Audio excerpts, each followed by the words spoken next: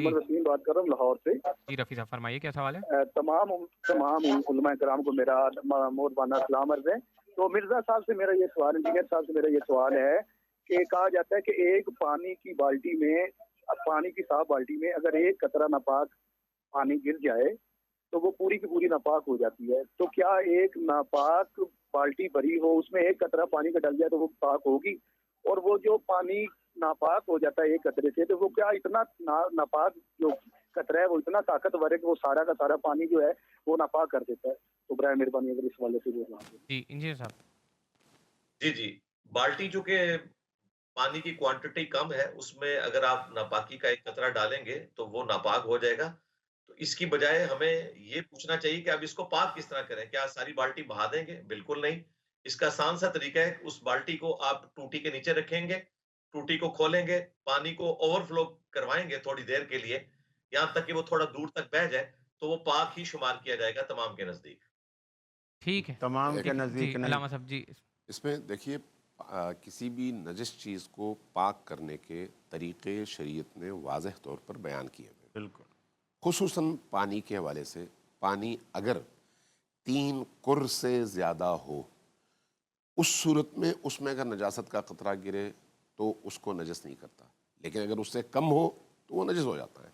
बहता हुआ पानी नजस नहीं होता अगर कतरा गिरे, लेकिन अगर राकिद और महदूद पानी हो तो वो नजस हो जाता है। बाल्टी की सूरत में अगर ये बहते हुए पानी के साथ मुत्तसिल हो जाए जी।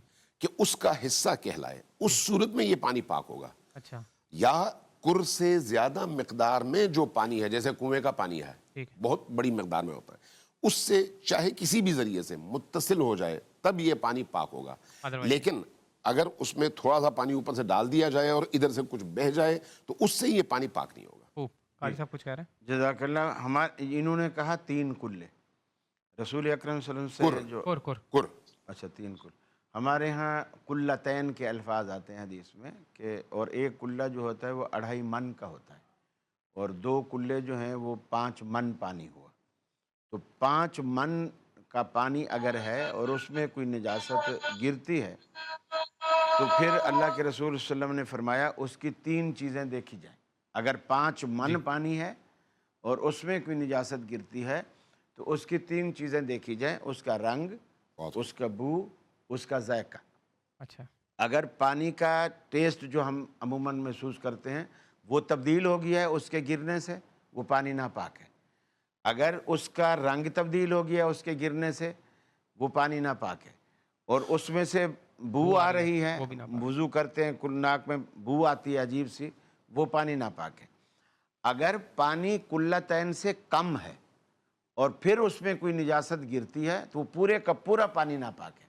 ठीक है। उसे फेंकने के सिवा कोई चारा ही नहीं है। ठीक है। या फिर ये है कि समंदर में डाल दो तो बाकी समंदर को नापाक नहीं करेगा, क्योंकि समंदर का इतना पानी है। अब एक बाल्टी तो मामूली है, ज़्यादा से ज़्यादा 10 किलो की होगी, मनों का तो हिसाब नहीं है। उसमें अगर नापाकी गिरी है वो बाल्टी गिरानी ही पड़ेगी। ठीक उन्हें है। थोड़ी सी ऊपर टूटी खोल के थोड़ा सा निकाल देना, वो पेशाब या कोई भी चीज़ अंदर गिरी है वो मौजूद है, बात वाज़ेह हो गई। उसको शक रहेगा। और शक को दूर करने का तरीका ही यही है, दा मा युरीबुक इला मा ला युरीबुक। बाल्टी को उल्टा करे तो शक जाएगा। बस ठीक है। हाँ जी, वरीद भाई, व्हाट्सएप इसमें के मैं सवाल- भी कुछ थोड़ा जी, सा ऐड कर दूं। जी, इंजीनियर साहब। हाँ जी, ये इतना सिंपल मामला नहीं है।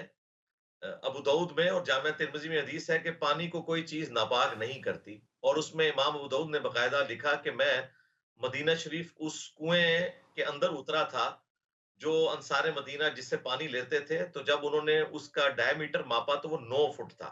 चादर के ज़रिए उन्होंने मापा।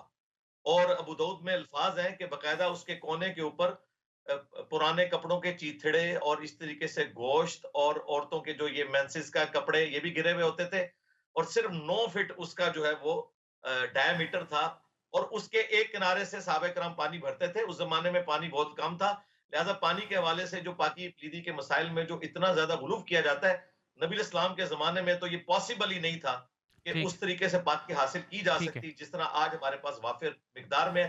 लिहाजा इसमें नरमी का रवैया ही इख्तियार करना चाहिए।